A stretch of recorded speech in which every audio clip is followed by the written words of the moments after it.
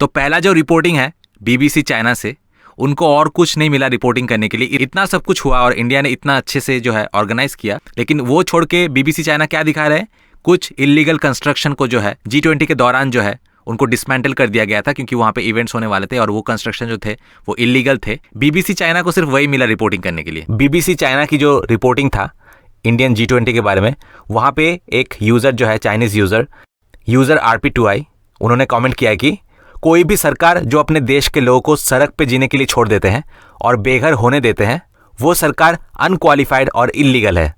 जिसके रिप्लाई में एक चाइनीज ने ही, उनका यूजर नेम है द वॉइस ऑफ चाइना, उन्होंने कमेंट किया है कि we as homeless people outside major stations in China agree with your view point 100%।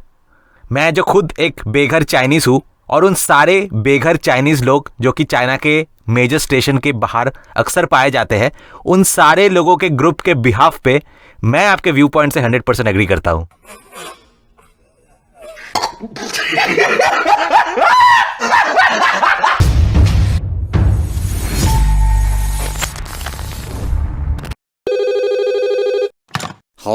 Hello, हम बीबीसी यानी कि बहुत बड़ा चूतिया मीडिया से बोल रहा है। थैंक यू, बस आप ही लोगों की इंतजार रहती है हमें।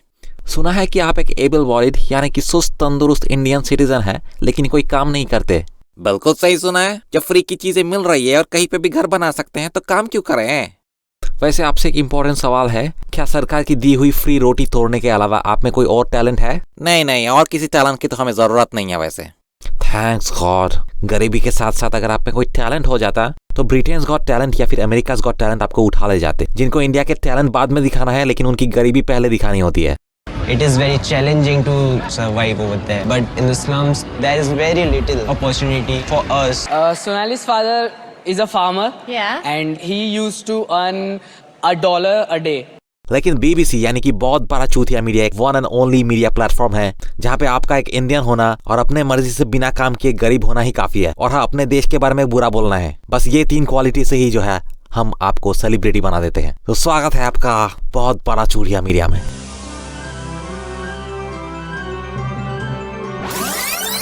हे गाइस, व्हाट्स अप। तो स्वागत है आपका एक नए वीडियो में। मैं हूं सम्राट चौधरी और आप देख रहे हैं मेरे चैनल इंडी वर्ल्ड एंटरटेनमेंट। और अभी जो है ये 3 बेसिकली वीडियोस रहेंगे बैक टू बैक। पहला जो रिपोर्टिंग है वो बीबीसी चाइना से है। मतलब सीरियसली दूसरे देशों के मैटर में टांग अड़ाने का इनका जो हैबिट है अभी तक वो गया नहीं। और इवन आप न्यूज़ चैनल में देख सकते हैं कि बीबीसी चाइना, बीबीसी इंडिया और रशियन भी जो ये रिपोर्टिंग है वो भी जो है DW रशियन है basically. Again it's a German company जिसका जो है DW रशियन उन्होंने एक चैनल खोला है। तो रिपोर्टिंग से जो है वो तो हम वहाँ पे हम न्यूट्रलिटी और एक फेयर रिपोर्टिंग एक्सपेक्ट नहीं कर सकते हैं, बट एटलीस्ट कमेंटर्स जो है वो जेन्युइन रशियंस थे। तो सिर्फ जो यूक्रेनियन मीडिया है वही जेन्युइन यूक्रेन से है। बाकी ये बीबीसी चाइना जो कि जिसका लोकेशन जो है लंदन दिखा रहा है, और DW रशियन जिसका लोकेशन जर्मनी दिखा रहा है। तो चलिए रिपोर्टिंग देखते हैं। और कमेंट सेक्शन जो है काफ़ी एंटरटेनिंग प्लस इन्फॉर्मेटिव दोनों ही रहेंगे। थोड़ा लंबा रहेगा लेकिन काफ़ी इन्फॉर्मेटिव और काफ़ी एंटरटेनमेंट जो है कमेंट सेक्शन में होने वाला है। और बाय द वे, अगर आप हमारे प्रोडक्शन हाउस में पार्टनर और इन्वेस्टर बनना चाहते हैं तो मुझे जल्दी से कांटेक्ट कीजिए। और ऑलरेडी नॉर्थ ईस्ट के काफ़ी सारे फिल्म डिस्ट्रीब्यूटर्स से जो है हमारा कांटेक्ट बन गया है और जल्द ही जो है हम बिग स्क्रीन में डेब्यूट करने वाले हैं। तो मेरे पिछले चंद्रयान 3 के वीडियो में मैंने एक मणिपुरी सॉन्ग सजेस्ट किया था, जिसे देखकर मेरे काफ़ी सारे सब्सक्राइबर्स को बहुत अच्छा लगा था। तो मैं एक और मणिपुरी सॉन्ग जो है आपको सजेस्ट कर रहा हूँ। इस गाने में the actress literally looks divine, और जो चीज इन्हें दूसरों से 1000 गुना ज्यादा खूबसूरत बनाती है कि एक तरफ जहाँ पे हमारे मेन स्ट्रीम फिल्म बेशरम रंग जैसे गाने से ये दिखा रहे हैं कि वो कितना बेशरम हो सकते हैं, on the other hand just look at her, इतने डिसेंट ड्रेस पहनने के बावजूद झुकते वक्त वो हाथों से ढक के झुक रही है। Majority of the people don't even understand that these things make a person 1000 times more attractive than wearing revealing clothes. तो instead of our gutterwood entering and spoiling these places, मैं इन cultures को mainstream हिंदी फिल्म में ले आना चाहता हूँ। और Hindi belt audience also needs to know about these places and cultures. और ये करने के लिए मुझे आपके सपोर्ट की भी जरूरत है। और कनाडा के शटडाउन के बाद अभी जो है रशिया में भी शूटिंग का एम्पल स्कोप है।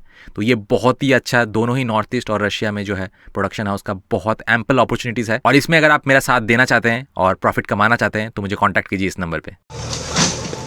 G20 समिट भारत में हो रहा है और कैपिटल न्यू दिल्ली की स्लम डिमोलिश कर दी गई है। हम तो सोचे थे कि बड़े बड़े लोग आएंगे, गरीब लोग को कुछ दे के जाएंगे, यहाँ तो उल्टा हो रहा।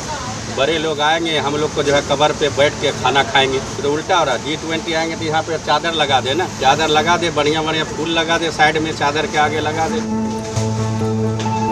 इसे डिमोलिश करना लगभग 4 महीने पहले ही स्टार्ट हुआ था और जुलाई महीने तक 49 डिमोलिशंस हुए थे। वहाँ के ज्यादातर निवासी ये सोचते हैं कि गवर्नमेंट का ये जो स्टेप है ये G20 समिट के लिए सिटी को ब्यूटीफुल बनाने के लिए लिया गया, लेकिन भारत सरकार इससे इनकार करती है। उनका ये कहना है कि ये स्लम इलीगली बनाया गया था।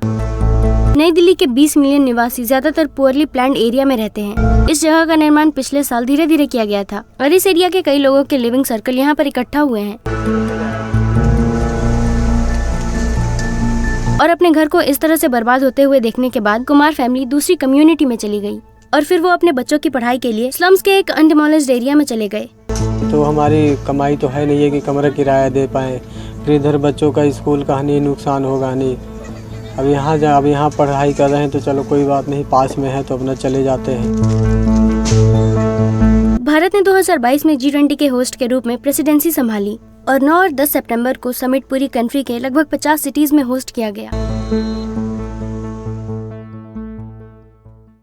भाई ये बताइए कि इनसे आपको क्या मिला है? आप बोल रहे हैं कि G20 के बड़े बड़े देश जो है आप कुछ एक्सपेक्ट कर रहे थे कि वो आपको कुछ दे, बट ये जो कि आपसे बहुत सिंपैथी दिखा रहा है, एटलीस्ट कैमरे में तो वही दिखा रहे हैं, तो ये इनसे भी तो आपको कुछ मांगना चाहिए था या फिर इन्होंने कुछ दिया होगा आपको। बट हमें भी पता है कि इन्होंने आपको क्या दिया है और इनका मोटिव क्या था। फ्री का एडवाइस और डॉक्यूमेंट्री जिससे कि वो पैसे कमाएंगे, लेकिन आप लोगों को फूटी कौड़ी तक नहीं दिया होगा। एनीवे, अब देखते हैं यूक्रेन मीडिया का रिपोर्ट।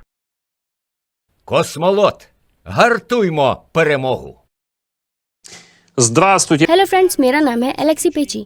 हम 9 सितंबर की यहाँ पर बात कर रहे हैं और हम ट्रेडिशनली पिछले दिन के रिजल्ट को समराइज कर रहे हैं। नई दिल्ली में G20 समिट में लंबी चर्चा के बाद फाइनली डिक्लेरेशन एक्सेप्ट कर लिया गया है। Декларацию наконец-то все-таки приняли, согласовали. और वो यूक्रेन के खिलाफ रशिया के वॉर पर एक पैराग्राफ पर पूरी तरह एग्री भी हुए हैं, लेकिन इसमें रशियन एग्रेशन की कोई भी डायरेक्ट निंदा नहीं की गई है। Итак, भारत में नई दिल्ली में समिट में G20 लीडर्स फाइनली एक कॉमन फाइनल डिक्लेरेशन पर आम सहमति पर पहुंच गए हैं на совместной итоговой декларации.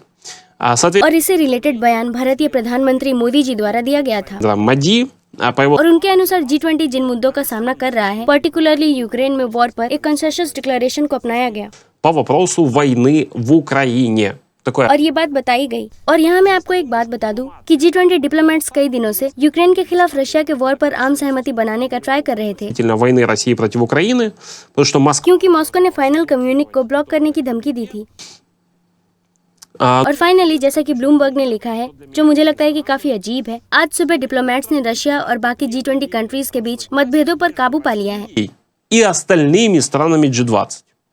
Собеседник और ब्लूमबर्ग के इंटरलोकेटर्स का कहना है कि वर्डिंग जो थी वो जनरली वही थी जिस पर पिछले साल बाली में समिट में एग्री किया गया था। годнем саммите на Бали. Ну, правда, वेल रियली फिर कोई निंदा नहीं की गई, опять नету. बिल्कुल भी नहीं। значит, इंडिया के लीडिंग न्यूज़पेपर हिंदुस्तान टाइम्स ने G20 समिट के फाइनल डिक्लेरेशन का मेन पॉइंट पब्लिश किया है। основные положения итоговой декларации саммита G20. इस डिक्लेरेशन का अनाउंसमेंट कल समिट के दूसरे दिन किया जाएगा Саммита. और इस घोषणा में कुछ पैराग्राफ्स हैं जो कि डायरेक्ट यूक्रेन के खिलाफ रशिया के वॉर से रिलेटेड है, Ответственно कасающихся वойны लेकिन ना तो इंडिया ने खुद कुछ क्लियरली कहा और न ही दूसरी कंट्रीज को कहने दिया। очень размыты. Относительно और यूक्रेन के खिलाफ रशिया के वॉर के मामले में घोषणा में ये कहा गया है कि G20 में सभी मेंबर ने сказано, что все члены G20, цитирую, обратили внимание на человеческие страны. ह्यूमन सफरिंग और यूक्रेन में वॉर के ग्लोबल फूड और energy security, supply chains, macro financial stability, inflation और ग्रोथ पर एडिशनल नेगेटिव रिजल्ट्स की ओर अटेंशन खींचा है, Финансовой стабильности, инфляции जिसने डेवलपिंग कंट्रीज के लिए पॉलिसी एनवायरनमेंट को कॉम्प्लिकेटेड बना दिया है। для развивающихся стран. यानी कि एक तरफ G20 के सभी मेंबर्स मानते हैं कि यूक्रेन के खिलाफ रशिया का वॉर न सिर्फ यूक्रेन बल्कि पूरी दुनिया को इफेक्ट करता है और ये अच्छा रहेगा अगर सबसे पहले वो इसे यूक्रेन में वॉर नहीं बल्कि यूक्रेन के खिलाफ रशिया का वॉर कहें और फिर रशियन एग्रेशन की खुलकर निंदा करे, मगर कोई घोषणा के इस पैराग्राफ को ब्लॉक न करे। осуждение. तो ये था यूक्रेनियन रिपोर्ट और अभी हम देखेंगे DW रशियन की रिपोर्ट। नई दिल्ली में G20 समिट के पहले दिन का मेन इवेंट अफ्रीकन यूनियन का G20 में शामिल होना था। Африканского союза к G20. Его член और इसकी मेंबरशिप का मतलब G20 में ग्लोबल साउथ के रोल को स्ट्रॉन्ग करना है। 20. До сих और अब तक यूरोपियन यूनियन G20 का हिस्सा बनने वाला एकमात्र रीजनल ऑर्गेनाइजेशन रहा है। пор союз. India always said that the G20 और भारत ने हमेशा कहा है कि G20 फॉर्मेट को डेवलपिंग कंट्रीज और डेवलप्ड कंट्रीज दोनों को रिप्रेजेंट करना चाहिए। और भारत के एजेंडे का एक इम्पोर्टेंट पार्ट अफ्रीकन यूनियन जैसे ग्रुप्स का पार्टिसिपेशन था। ये जो निर्णय है ये भारत की पहल थी, लेकिन समिट में प्रेजेंट सभी G20 कंट्री ने इसका सपोर्ट किया। В рамках G20 के अंदर अफ्रीकन यूनियन ऑर्गेनाइजेशन के 55 मेंबर कंट्रीज को रिप्रेजेंट करेगा। всего टोटल G20 में 19 कंट्रीज और यूरोपियन यूनियन शामिल हैं। Союз на долю G20 के मेंबर्स ग्लोबल प्रोडक्शन का लगभग 85% और ग्लोबल ट्रेड का 70% से ज्यादा और दुनिया की पॉपुलेशन का लगभग 2/3 हिस्सा है। торговли и примерно 2/3 населения планеты. В первый день और समिट के पहले दिन पार्टिसिपेंट्स ने क्लाइमेट के खिलाफ लड़ाई पर भी फोकस किया। саммита во время पहले सेशन के दौरान स्ट्रॉन्ग मल्टीलैटरल रिलेशंस और क्लाइमेट चेंज जैसी ग्लोबल चैलेंजेस से डील करने के लिए कोऑपरेशन करने और मिलकर काम करने की हमारी क्षमता में कॉन्फिडेंस की बात की गई। изменения климата. Сегодня और आज सुबह की जो चर्चा थी वो काफी हद तक इसी टॉपिक पर थी। точно на этом. Тема और यूक्रेन में वॉर और पर्टिकुलरली ग्रेन डील का टॉपिक भी समिट के पहले दिन के सेंटर पीसेस में से एक था। саммита. Агентство ब्लूमबर्ग एजेंसी ने टर्किश ऑफिशियल्स का हवाला देते हुए ये कहा कि टर्की के प्रेसिडेंट एर्डोगन ने कई G20 लीडर्स के साथ क्लोज डोर मीटिंग्स की। дверями с несколькими лидерами G20. Сообщ उन्होंने रिपोर्टेडली रशिया को स्विफ्ट सिस्टम से फिर से जोड़ने और रशियन एक्सपोर्ट को इंश्योर करने में आने वाली बाधाओं को दूर करने की बात की। экспорта. Источник ब्लूमबर्ग के सूत्रों का ये कहना है कि G20 कंट्रीज ने रशिया और यूक्रेन से ग्रेन और फर्टिलाइजर्स का निर्बाध सप्लाई फिर से स्टार्ट करने का सपोर्ट किया। и Украины. Напомню, एर्डोगन ने मंडे को सोची में रशियन प्रेसिडेंट से मुलाकात की थी। в Сочи. Тогда उस समय पुतिन ने कहा था कि रशिया कंडीशंस पर तभी लौटेगा जब उसकी सभी डील पूरी होंगी। условия будут соблюдены. समिट के मेन साजिशों में से एक यानी कि यूक्रेन में वॉर पर गहरे मतभेद के बीच फाइनल डिक्लेरेशन को अपनाया जाएगा या नहीं, इसका भी आज ही समाधान हो गया। Украине также разрешилось сегодня. और आप सभी У нас хорошие और हमारे पास गुड न्यूज है और हमारी टीम की कड़ी मेहनत और आपके सपोर्ट के लिए थैंक यू। नई दिल्ली में G20 लीडर्स के समिट की घोषणा पर सहमति बन गई Нью-Дели. सहमति बनी है। Ранее और इससे पहले पुतिन के बजाय समिट में रशिया को रिप्रेजेंट करने वाले सर्गे लैवरोव ने वेस्टर्न कंट्रीज पर भारत पर दबाव डालने और फाइनल डॉक्यूमेंट पर यूक्रेन के आसपास की सिचुएशन पर अपना एक तरफा व्यू थोपने का ट्राई करने का आरोप लगाया। к ситуации вокруг Украины. Сообщает और ये बताया गया कि यूक्रेन के खिलाफ रशिया के एग्रेशन वॉर की निंदा करने वाली भाषा को इवेंचुअली मॉस्को के रिक्वेस्ट पर डिक्लेरेशन में बदला गया। Украины. Более того, в декларации вообще нет прямого упоминания России. Тем не менее, Запад смог और इसके अलावा डिक्लेरेशन में रशिया का कोई डायरेक्ट मेंशन नहीं किया गया। फिर भी वेस्ट इस बात को डिफेंड करने में सक्षम था कि सभी स्टेट्स को दूसरे स्टेट्स के टेरिटोरियल इंटीग्रिटी और पॉलिटिकल इंडिपेंडेंस पर अतिक्रमण करने से बचना चाहिए। Большая двадцатка глубоко расколота по поводу войны в Украине.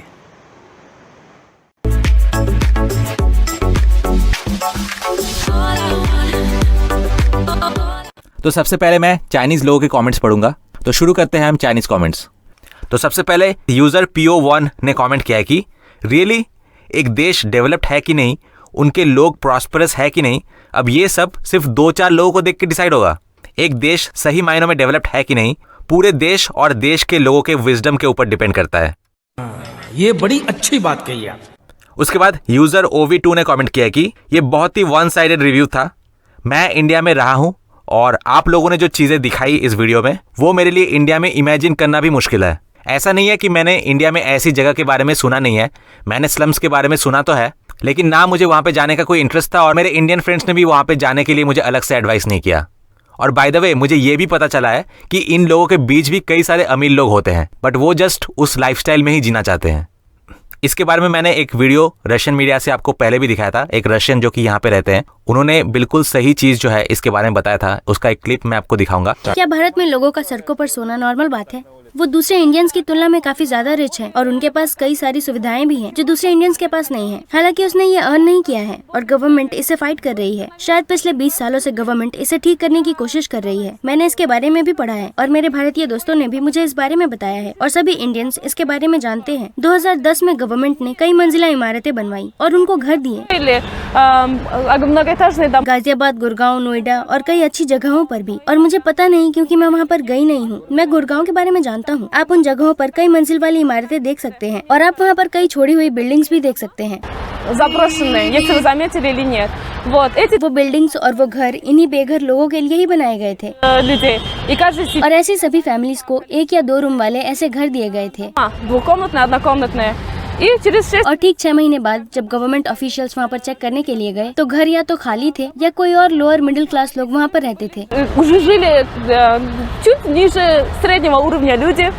और उन्हें ये पता चला कि इन लोगों ने कुछ पैसों के लिए अपने घरों को बेच दिया है, продали свои дома за гроши. और सड़कों पर फिर से रहने लगे। लेकिन ऐसा क्यों? क्योंकि हर सुबह आप वहाँ पर उनके बगल में पानी देख सकते हैं।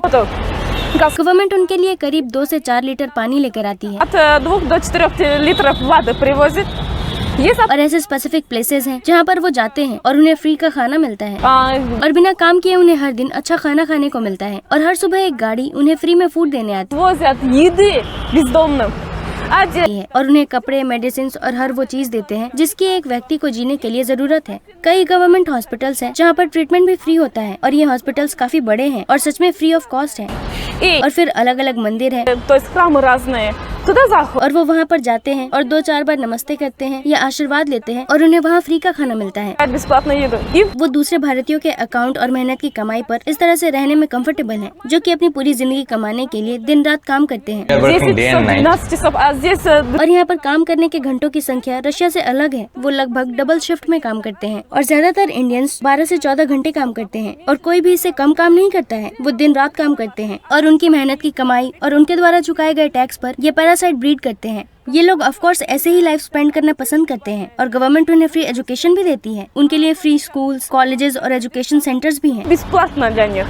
और फिर भी वो लोग ये कहते हैं कि उनके राइट्स का उल्लंघन किया गया है और उन्हें उनका अधिकार नहीं मिला है। Право нарушают и все остальное. भारत में अपने 1 साल के प्रवास में अगर मुझे एक बात का एहसास हुआ है तो वो ये है कि ये लोग सबसे ज्यादा अनग्रेटफुल लोग हैं और वो जानबूझकर इस तरह से रहते हैं और वो लोग जानबूझकर गरीब होने का दिखावा करते हैं। Выбрали роль такого бедняка, скажем.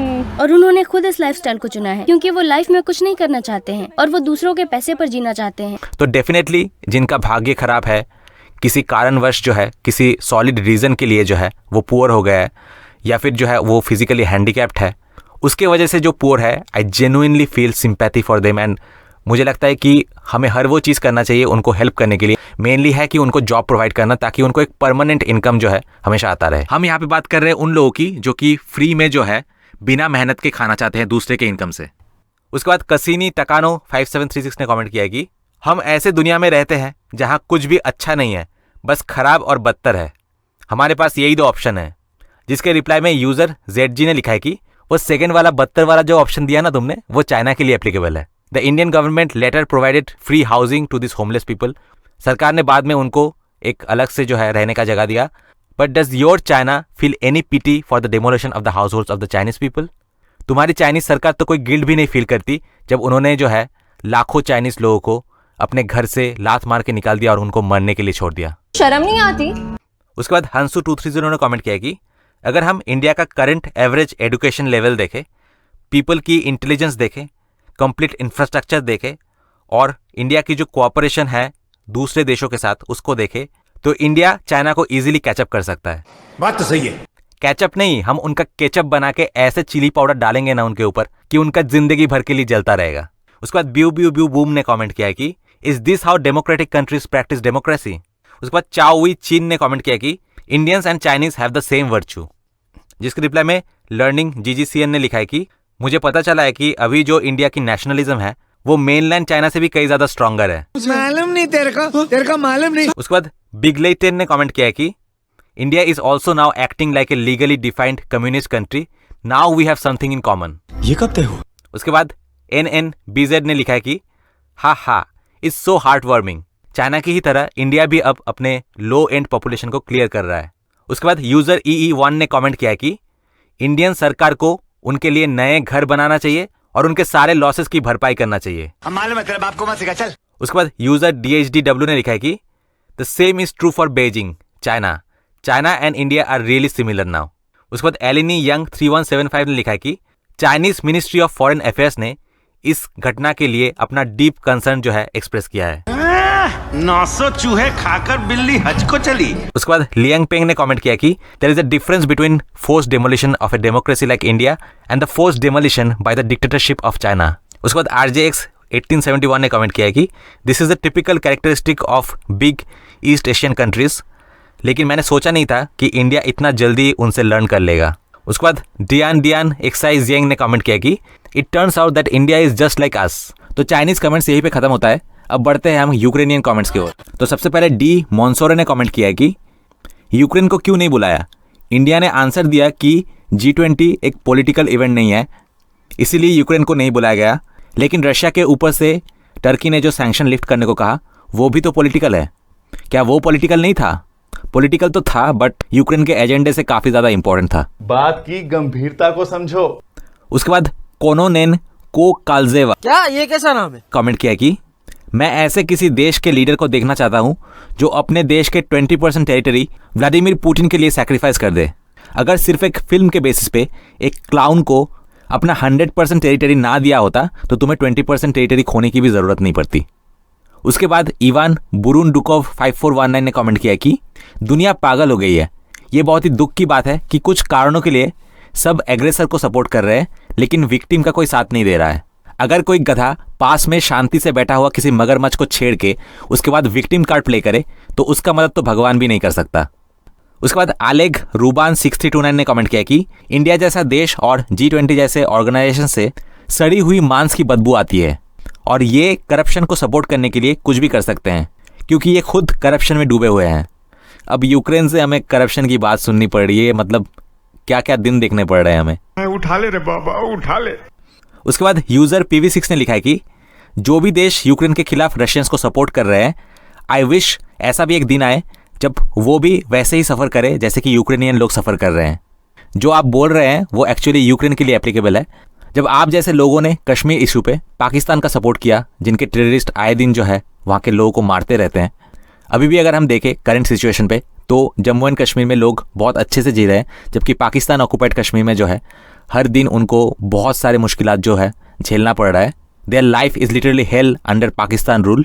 तो उनके सफरिंग्स के लिए तब आपने जो है पाकिस्तान को सपोर्ट किया, और तो और इनोसेंट रशियंस की जो है आपने हत्या की। आपके डॉनबास, क्राइमिया और भी जो है टेरिटरीज में जहाँ पे रशियन मेजॉरिटी था वहाँ पे जो है अपने कई सारे रशियंस को मारे हैं। उसी की सज़ा जो है आज आपको मिल रहा है। उसके बाद यूज़र FK4 ने लिखा है कि अमेरिकन और पश्चिमी देशों के पास रशिया के खिलाफ सैंक्शंस उठाने के अलावा और कोई ऑप्शन नहीं है। फर्स्ट एंड फॉरमोस्ट वेस्ट जो है अपने इंटरेस्ट के बारे में सोचेगा। यूक्रेन के सफरिंग से उनको घंटा कुछ फर्क नहीं पड़ता। लिटरली बहुत कमेंट्स के बाद एक सेन कमेंट मैंने देखा यूक्रेनियन कमेंट सेक्शन में, एंड मैंने रिसेंटली अभी एक वीडियो देखा, बहुत सारे वीडियोस है एक्चुअली, रशियंस जो है वेस्टर्न सैंक्शंस का उनके लाइफ में क्या इफेक्ट पड़ा है वो उसके बारे में बता रहे हैं। तो ये क्लिप देखिए। क्या रशियंस को सैंक्शंस फील होते हैं? पिछले साल से यूएस, यूरोपियन यूनियन और कुछ दूसरी कंट्रीज ने रशिया के खिलाफ सैंक्शंस के 10 से ज्यादा पैकेजेस अडॉप्ट किए हैं। और मैं यहाँ पर कंप्लेन करने के लिए नहीं आई हूँ, बल्कि सिर्फ इतना समझाने आई हूँ कि एज अ रशियन पर्सन मैं कैसा फील करती हूँ। कुछ लोग ये जानकर सरप्राइज्ड है कि सैंक्शंस ने कंट्री के अंदर लाइफ को अफेक्ट नहीं किया है। फॉर एग्जाम्पल सुपरमार्केट में फूड्स की कोई कमी नहीं है। हमारे पास वही प्रोडक्ट्स हैं जो कि हमारे पास पहले थे, और ब्रांड्स ने बस अपने ओनर का नाम बदल दिया है। फॉर एग्जाम्पल मैकडोनल्ड को अब एक रशियन एंटरप्रेन्योर ने खरीद लिया है और इसका नाम है अगर आप एक रशियन हैं और आप रशिया में रहते हैं और यहाँ काम करते हैं तो आपको कोई सैंक्शन फील नहीं होता है। तो कमेंट सेक्शन में जो है, इस वीडियो के कमेंट सेक्शन में बहुत सारे वेस्टर्न लोग जो है बोल रहे हैं कि मतलब सीरियसली रशिया में तो कुछ भी फर्क नहीं पड़ा, उल्टा जो है यूरोप और अमेरिका में ही जो है इन्फ्लेशन काफ़ी बढ़ चुकी है और ज़्यादा इफेक्ट इनफैक्ट अमेरिका और यूरोप में ही पड़ा है इसका। तो रशिया को सैंक्शन करने के चक्कर में दे लिटरली सैंक्शनड देमसेल्व्स। उसके बाद व्लादिमीर वोरोवोयव ने कमेंट किया कि ये दुनिया करप्शन से बर्बाद हो जाएगा। रशिया बहुत सालों से वेस्टर्न पॉलिटिशियंस को खरीद रहा है और शायद अब इंडिया भी वही चीज़ कर रहा है, लेकिन सच कभी ना कभी सामने आ ही जाएगा। Truth will prevail. I hope कि रशिया जो है वो यूक्रेन के पागल खाने को बॉम्ब से ना उड़ाए, क्योंकि ऐसे कमेंट्स देख के लग रहा है कि उनको पागल खाने की और मेंटल हॉस्पिटल्स की बहुत ज़्यादा ज़रूरत पड़ेगी। उसके बाद एंड्रे सेवन ने कमेंट किया कि क्या ये शुरू से ही क्लियर नहीं था? जो देश ब्रिक्स और SCO के साथ जुड़े हुए हैं वो भला वेस्ट को सपोर्ट क्यों करेंगे? वेस्ट और एंटी वेस्ट देश कभी भी सेम पेज में नहीं आ सकते। उसके बाद यूजर DN4 ने कमेंट किया कि यूक्रेन को इस बार तो इन्वाइट नहीं किया गया, but we will be patient. Patient जैसे कि हॉस्पिटल पेशेंट। उसके बाद यूज़र YG1CZ ने कमेंट किया कि इंडिया और चाइना जैसे देशों से आप क्या ही एक्सपेक्ट कर सकते हैं। इंडिया पाकिस्तान को अपना टेरिटरी मानता है, चाइना ताइवान को अपना टेरिटरी मानता है, तो ऑफकोर्स वो पूरी तरीके से जो है रशिया को सपोर्ट करते हैं अपने खोए हुए टेरिटरी को वापस पाने में। तो आप मान रहे हैं कि यूक्रेन रशिया का ही टेरिटरी था, तो बेटा चाहे कितना भी बड़ा 30 मार खान क्यों ना हो जाए, लौटना पड़ता है उसे पापा के पास ही। अरे पापा माफ कर दीजिए, हमको माफ कर दीजिए। उसके बाद यूजर LG4BQ ने कमेंट किया कि कैसे सारे देशों ने मिलकर यूक्रेन को धोखा दिया। इस G20 का टाइटल होना चाहिए था धोखेबाज G20। जो करना है ना जल्दी करो। उसके बाद यूजर QH8NK ने कमेंट किया कि हिंदूज का मेन मॉरल है कि इविल्स के अगेंस्ट कभी भी वायलेंस मत दिखाओ। वैसे तो हम इविल्स के खिलाफ जो है बहुत अच्छी तरीके से वायलेंस दिखाना जानते हैं, लेकिन यहाँ पे क्या ज़रूरत है, क्योंकि वो काम तो हमारे रशियन भाई बखूबी कर रहे हैं। उसके बाद जॉन UW2S ने कमेंट किया कि since India is behaving so badly, तो अमेरिका को भी G20+ अनाउंस करना चाहिए और पाकिस्तान और बांग्लादेश को भी इसमें इंक्लूड करना चाहिए। फिर से पाकिस्तान, कटुए के साथ कुछ अलग ही रिलेशनशिप है लगता है तुम लोगों का। तो यूक्रेनियन कमेंट का सिलसिला यहीं पे खत्म होता है, हम बढ़ते हैं रशियन कमेंट्स की ओर। तो सबसे पहले यूजर BV6CU ने कमेंट किया कि हम सबको पता है कि it's not Ukraine that's trying to fuck Russia, it's America that's trying to fuck Russia while using Ukraine as a disposable condom. कितने तेजस्वी लोग हैं हमारे पास, कितने शानदार विचार रखते हैं जी। उसके बाद विजुअल शिप डॉक्टर ने कमेंट किया कि यह दर्शाता है कि एशिया के देश एक मल्टीपोलर वर्ल्ड को फेवर करते हैं। उसके बाद यूजर VZ2Go ने कमेंट किया कि ग्रेट, इंडिया हमेशा रशिया के साइड ही रहता है, दिस इज इटर्नल लव।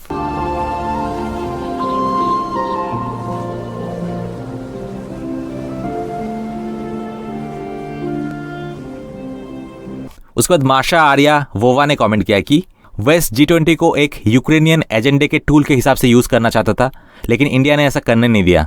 दिन बर दिन रशिया के लिए सपोर्ट बढ़ता ही जा रहा है। उसके बाद विकुलिया 205 ने कमेंट किया कि इसका मतलब है कि ब्रिक्स का पॉलिटिकल इन्फ्लुएंस जो है बढ़ता ही जा रहा है, विच इन टर्न मीन्स कि रशिया का ब्रिक्स देशों के साथ संबंध जो है और भी मजबूत होगा आने वाले टाइम में। उसके बाद यूजर PT8NT ने लिखा है कि G20 के पार्टिसिपेंट्स कुछ वेस्टर्न कॉर्पोरेट्स जिनका यूक्रेन में वॉर बिजनेस चल रहा है, भला उनके बारे में G20 में डिस्कस करने का क्या मतलब बनता है, इसीलिए इंडिया ने ये होने नहीं दिया। उसके बाद कॉन्स्टॉन सिटफुल ने लिखा है कि G20 का मेन कंक्लूजन था कि कोई भी इतना बेवकूफ़ नहीं है to bet on a losing side like Ukraine. उसके बाद यूजर DW5 ने लिखा है कि G20 has exhausted its resources, the future belongs to BRICS. उसके बाद चेजर KZ ने कमेंट किया है कि G20 ने एक क्लियर मैसेज दिया है कि वॉर को सॉल्व करने का एकमात्र तरीका नेगोशिएशन है, आप वो चाहे या फिर नहीं चाहे, लेकिन और कोई रास्ता नहीं है। इनफैक्ट कई सारे रिपोर्ट्स ने ये कहा है कि जेलेंस्की एक्चुअली जो है एक पीस डील नेगोशिएट करने जा रहे थे पुतिन के साथ, लेकिन जैसे ही बोरिस जॉनसन उस टाइम यूके के जो प्राइम मिनिस्टर थे, जैसे ही उन्होंने जो है लैंड किया, तो बेसिकली अमेरिका और UK the root of all the evils, उन्होंने कन्विंस किया और बेसिकली जेलेंस्की को रोक दिया है वो पीस नेगोशिएशन होने से, क्योंकि ऑब्वियसली उनको अपने वेपन्स बेचने थे और रशिया को वो प्रॉक्सी वॉर के ज़रिए यूक्रेन के ब्लड के थ्रू जितना वो हार्म कर सकते थे उनको करना था, और जेलेंस्की भी जो है उनके हाथों बिक गया। तो दोस्तों रशियन कमेंट का सिलसिला जो है यहीं पे ख़त्म होता है। आशा है कि आपको वीडियो पसंद आया है। अगर पसंद आया तो लाइक, शेयर और सब्सक्राइब कीजिए। तो मिलते हैं आपसे नेक्स्ट वीडियो में। Till then good bye.